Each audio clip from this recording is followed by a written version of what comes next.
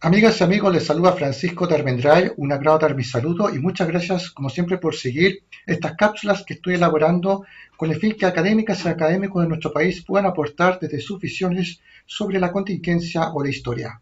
Para mí es un honor presentar al profesor Luis Riveros, ex rector de la Universidad de Chile y actual decano de la Facultad de Economía de la Universidad Central.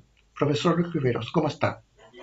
Muy bien, Francisco, buenas tardes, un gusto de saludarte y, por cierto, saludar a los auditores de tus cápsulas. Muchas gracias, profesor, por aceptar la invitación a conversar unos minutos sobre diversas aristas de la historia de Chile en la primera mitad del siglo XX.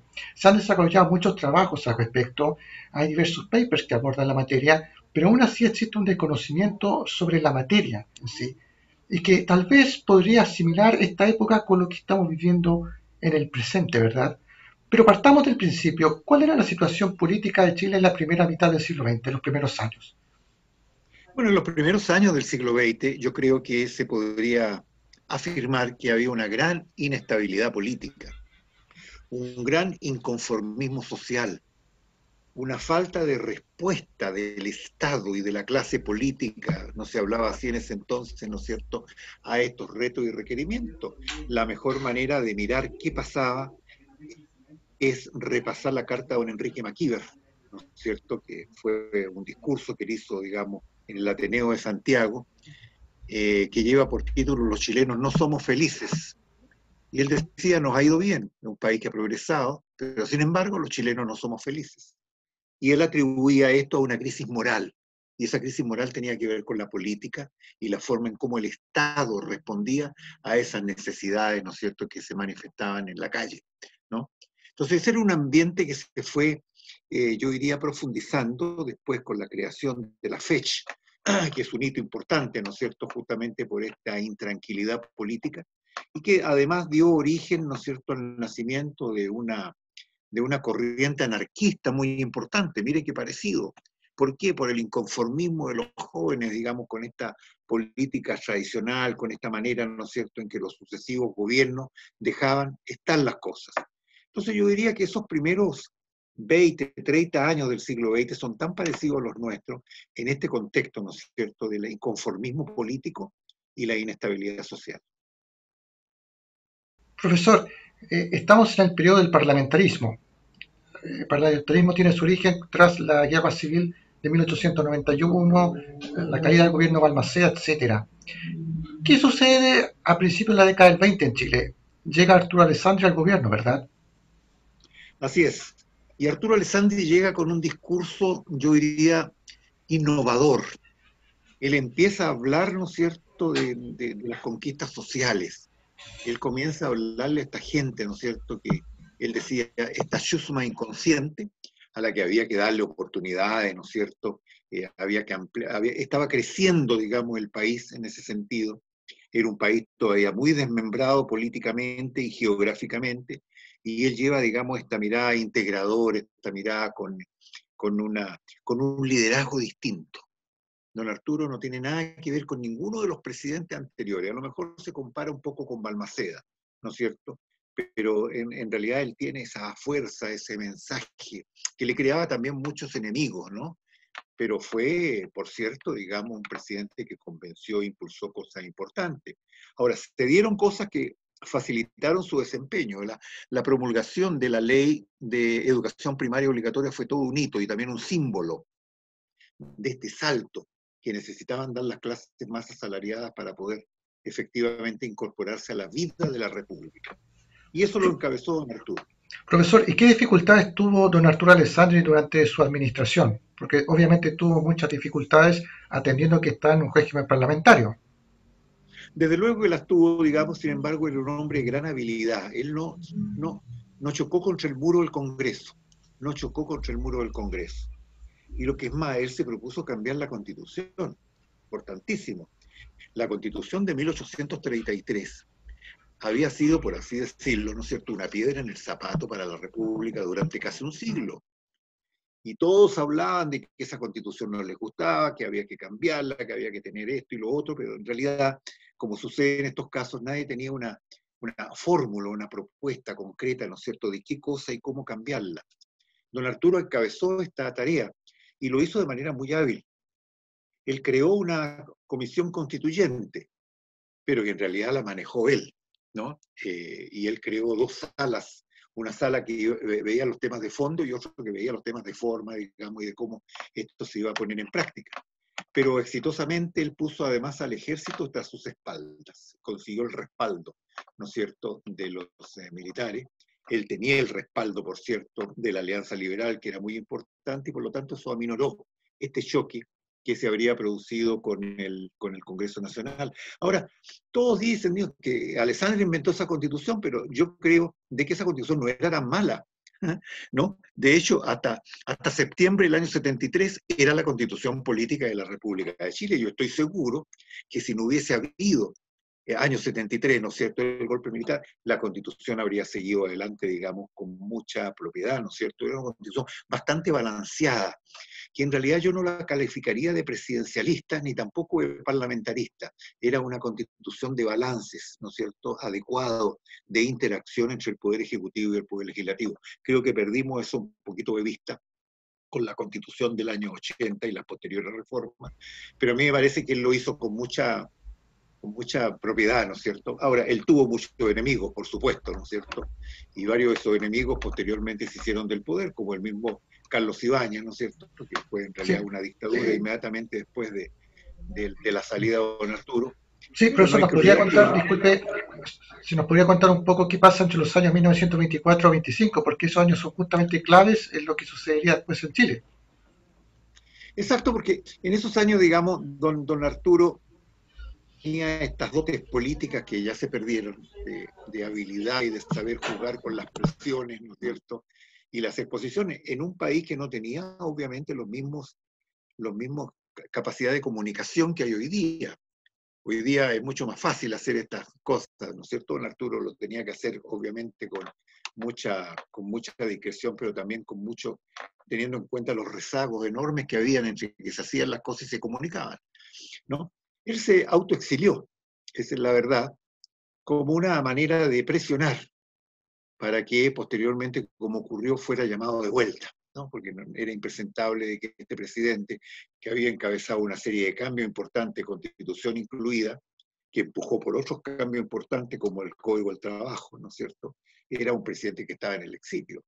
De manera que el Código del Trabajo, por cierto, digamos, es del año 29, pero esto se venía trabajando de antes y él fue uno de los que, de hecho, en la Escuela de Derecho de la Universidad de Chile, digamos, uno de sus, eh, yo diría, de las cosas que más privilegió, digamos, fue justamente, digamos, el estudio de la parte laboral. Él escribió, digamos, su tesis de grado en la Universidad de Chile sobre la vivienda obrera.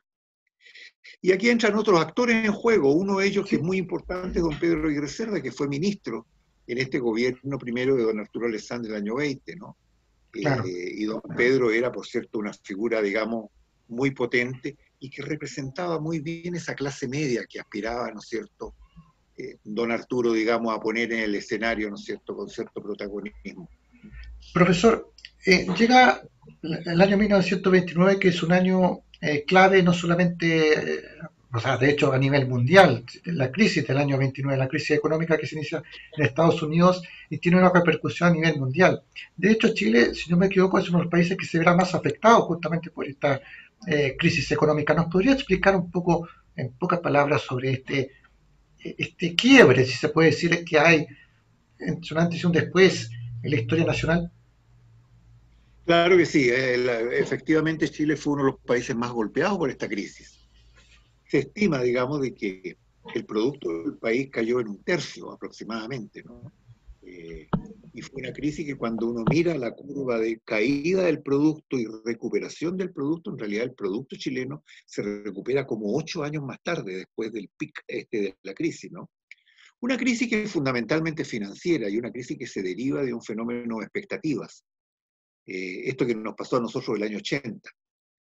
Empezó a ver un globo, ¿no es cierto?, de especulación y que por lo tanto, ¿no es cierto?, las cosas se transaban a valores mucho más allá de los reales. Esto incluye, ¿no es cierto?, los precios de los papeles y por tanto la crisis significó el desmoronamiento de muchas empresas suicidios en Wall Street, ¿no es cierto?, y en Londres, y todo esto, ¿no? Y eso trajo como consecuencia una crisis real, productiva, que tenía que ver con desempleo, obviamente, ¿no es cierto? Ha sido la crisis más severa que ha azotado al mundo. Yo creo que es peor que la que está azotando hoy día al mundo, porque claro, hoy día hay medios de comunicación, hay sistemas de comercio más integrados, digamos, hay organismos internacionales, ¿no es cierto?, como el Fondo Monetario, otros que son paños fríos, ¿no?, para minorar la profundidad de las crisis. En ese entonces no había nada de nada.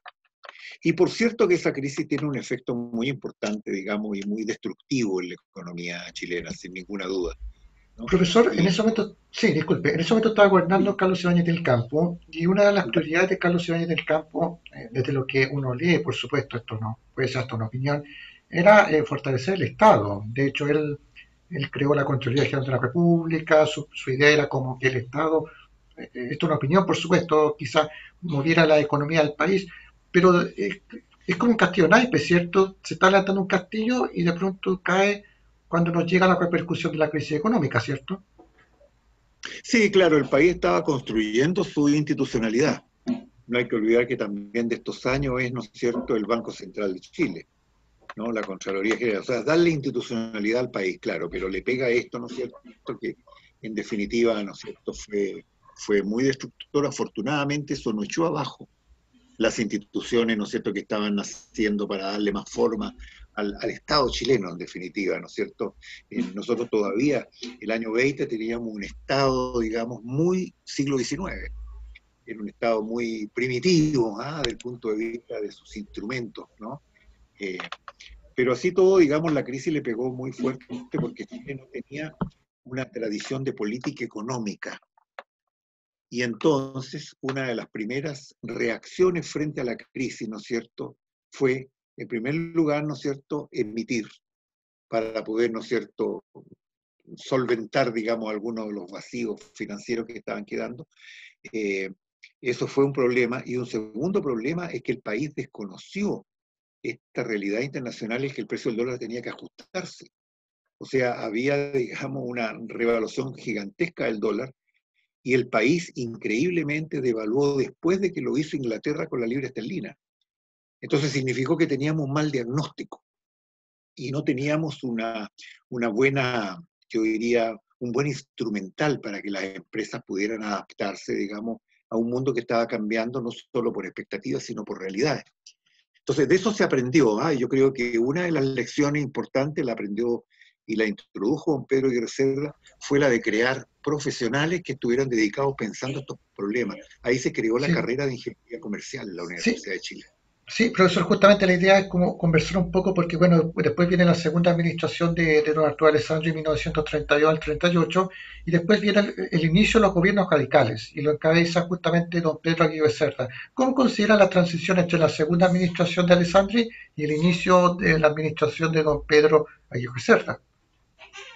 Yo creo que fue una transición bastante ordenada. Sin embargo, este es un Alessandri muy distinto del Alessandri del año 20.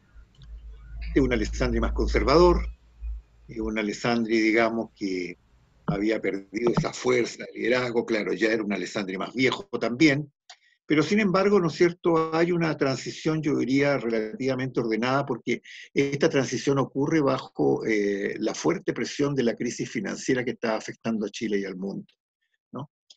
Y por lo tanto, ¿no es cierto?, el programa don Pedro Aguirre Cerda es ahí donde se centra. ¿Cómo sacamos al país del hoyo en que estamos? ¿No? Y por ahí viene entonces esta receta muy de la época, que sigue la receta americana, ¿no es cierto?, el New Deal, proteger la industria y crear industria. En ese entonces, al contrario de lo que vemos hoy día vemos que la manera de enfrentar la crisis posiblemente, ¿no es cierto?, es acrecentar el comercio internacional para consolidar, ¿no es cierto?, la recuperación de los países. En ese entonces era aislarnos del comercio internacional para evitar más contagios, ¿no? Y en ese sentido, digamos, claro, se desarrolló el proyecto de la Corporación de Fomento de la Producción, que era una visión que don Pedro sabía de mucho antes. Don Pedro escribió un libro que se llamaba, ¿no es cierto?, la realidad industrial chilena, me parece, que relata su experiencia en Europa cuando él estuvo exiliado. Él anotó, digamos, cómo se hacía la política industrial. Y sobre esa base diseñó, digamos, esta idea de la Corfo, que es muy parecida a lo que plantean, ¿no es cierto?, muchos economistas de los años 50, la industria naciente, hay que subsidiarla, hay que apoyarla. Y una vez que madure, entonces déjela que compita. Eh, Exactamente. y No, eso, sí, y eso no, no es tan así, naturalmente, pero por supuesto que fue un modelo que en la época se siguió, y yo diría con cierto éxito, porque si uno lo mira con objetividad, bueno, el país nunca habría tenido un sistema nacional de electricidad, ni una compañía chilena de petróleo, de una línea aérea nacional, ¿no? Si no hubiese habido esta visión, ¿no es cierto? Que era muy ambiciosa, por cierto, puede calificarse con el lenguaje hoy día de estatista, pero decía esta realidad, ¿no es cierto?, que había que, a la que había que sobreponerse. En ese sentido, yo diría que la transición de don Arturo hacia don Pedro Aguirre Cerda fue una transición bastante, yo diría, ordenada, pero significó Pedro Aguirre Cerda un cambio muy importante en la visión, con una mirada social más comprometida también, ¿no? exactamente. ¿Qué nos podría detallar un poco sobre la administración de don Pedro Aguirre Cerda, no solamente en aspecto económico, sino incluso también eh, geopolítico, incluso, porque fue durante su administración en que se fijaron, por ejemplo, los límites del territorio antártico chileno. Al parecer, don Pedro tenía una visión muy clara respecto a cómo tenía que estar Chile insertado en nuestro continente, por ejemplo, el tema económico, cómo podía aprovecharse eso. No sé si me explico con esta pregunta, Sí, comentario, si se puede decir. sí. Bueno, yo creo que don Pedro era un visionario, ¿ah? Eh, Hay que hacer notar de que don Pedro tiene una magnitud de trabajo de gobierno, ¿no es cierto? Ya mencionamos la Corfo, por cierto, pero hay que mencionar también todas las iniciativas que él impulsó en el campo de la educación, que fueron muchas, ¿no?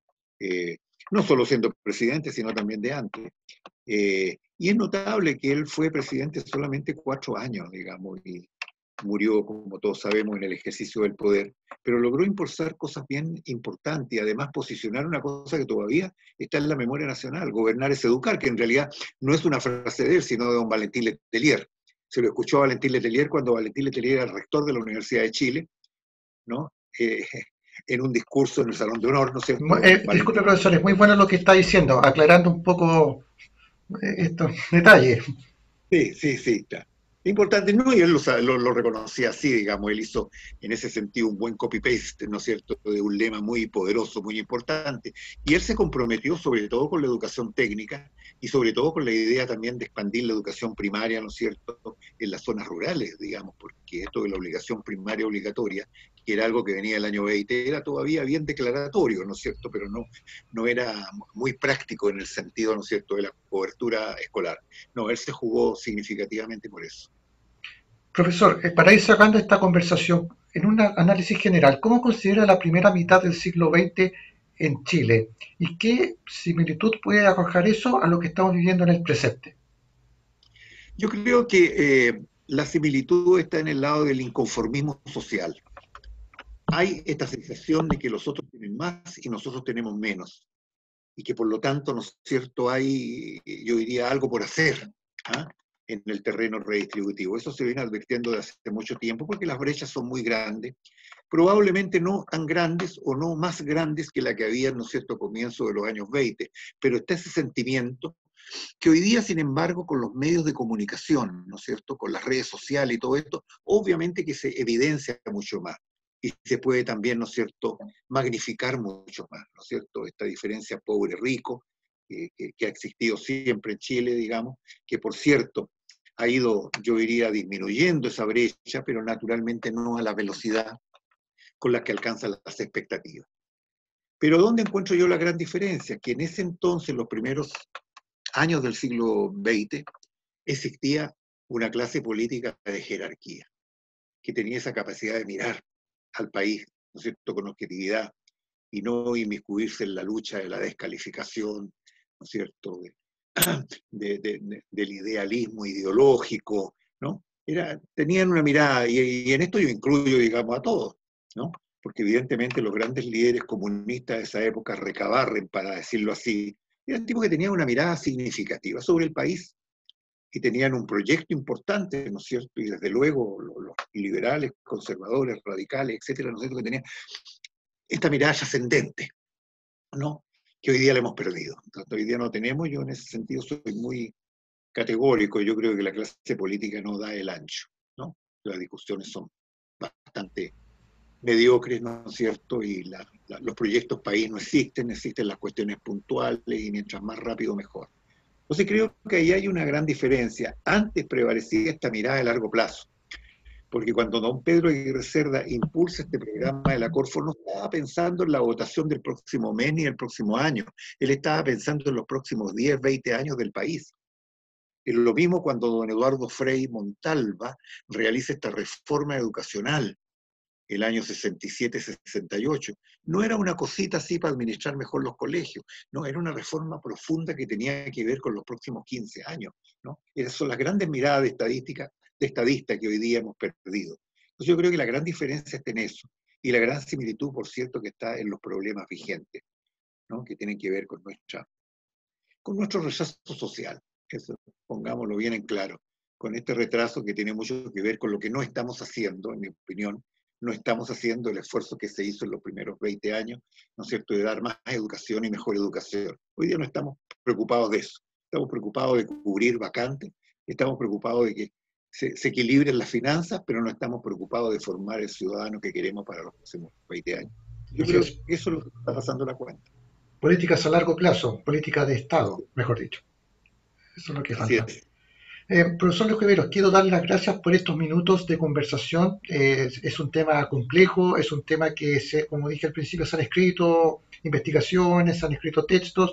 Usted también es especialista en el tema, pero en la ciudadanía en general hay un desconocimiento sobre la materia. Siempre he sostenido que para analizar el presente hay que conocer el pasado, pero conocer el pasado tal como es. Y la historia política de Chile tiene muchos capítulos al respecto. Siempre se habla de lo que pasa en los últimos 40 años, los últimos 50 años, pero a mi juicio quizás hay que comentarse mucho más allá. Incluso yo diría que desde la etapa cuando Chile comienza a surgir como nación, ya, o sea, estamos hablando ya del periodo de la emancipación o antes, para empezar a comprender algunos fenómenos que incluso repercuten al presente. Por eso le agradezco su tiempo por esta conversación para nutrir un poco más de historia en estos tiempos de cuarentena. Yo creo que muy bien, Francisco, me parece muy bien lo que has dicho. Yo creo que tenemos que educar más al ciudadano sobre el país en que estamos, y eso tiene mucho que ver con su historia. Y es lo único que nos va a permitir mirar el futuro con objetividad. Muy bien, le agradezco su tiempo y agradezco también a quienes puedan ver esta presentación y nos veremos en una próxima oportunidad. Muchas gracias.